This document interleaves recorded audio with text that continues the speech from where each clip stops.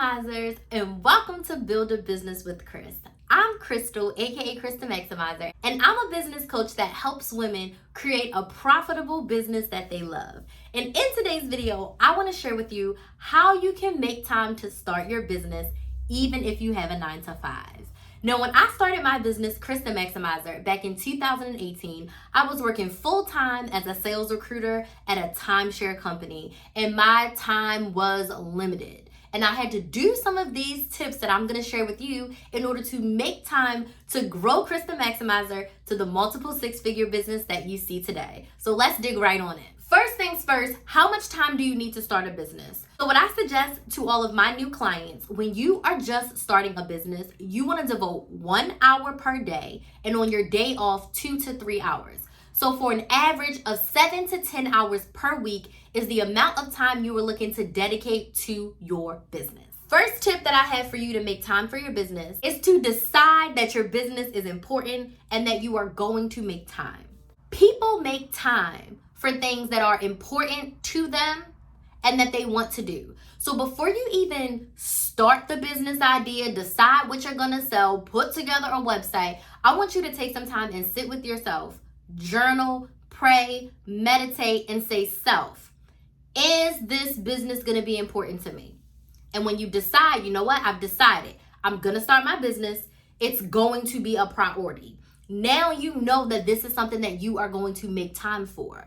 But if you jump headfirst in and you haven't decided that it's going to be a priority, you're going to be wishy-washy. You're going to look up, 2 years would have gone by and you haven't sold a daggone thing. So that's my first tip for you, is you need to decide that your business is a priority, it's important to you, and that you are going to consciously make time for it.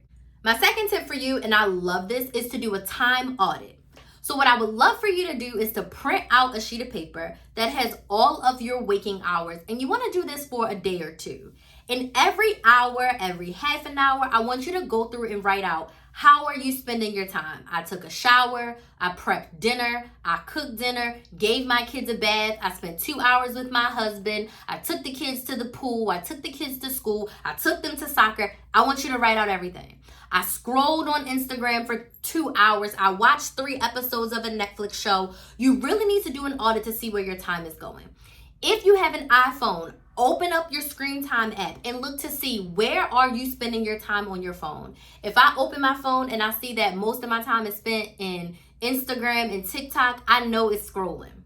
I have put myself on restriction. So if I see 4 or 5 hours on Instagram or TikTok, that means I was scrolling. If I see 3 hours in my email and I see 2 hours in iMovie and I see 3 hours in the Voxer app, that means I was working. I was messaging my clients, I was responding and creating emails, and I was editing videos for my YouTube channel. So that means I was being productive. So I want you to do a time audit to see where you're currently spending your time. And you've got to decide what pockets of time are unproductive. Once you decide what pockets of time are unproductive, my third tip, reallocate your unproductive time to your business. So when I had my 9-to-5, some of my unproductive time included scrolling on Instagram and Facebook, going to lunch with coworkers, and watching TV. So what I did was I stopped going to lunch with my coworkers. I said, I'll eat lunch with y'all 1 day a week. That instantly gave me 4 hours back a week because I had 1 hour lunches. So I would eat and edit. I would eat and come up with video outlines. I would eat and respond to YouTube comments. I would work on my business during my lunch break. I stopped watching TV. With the exception of the 1 hour live eviction on Thursday nights on Big Brother, I didn't watch any of my shows. I would record them all. I had DirecTV back then. I recorded them all on my DVR and DirecTV. And on Friday nights, I would sit on my couch and binge watch all of my shows. But the other 6 days a week, I was not watching TV. That time was reallocated to my business. Social media, I was not scrolling. I think I gave myself like an hour to scroll per day, which is kind of what I go with right now. The rest of the time is me uploading to my stories, uploading videos, and uploading content.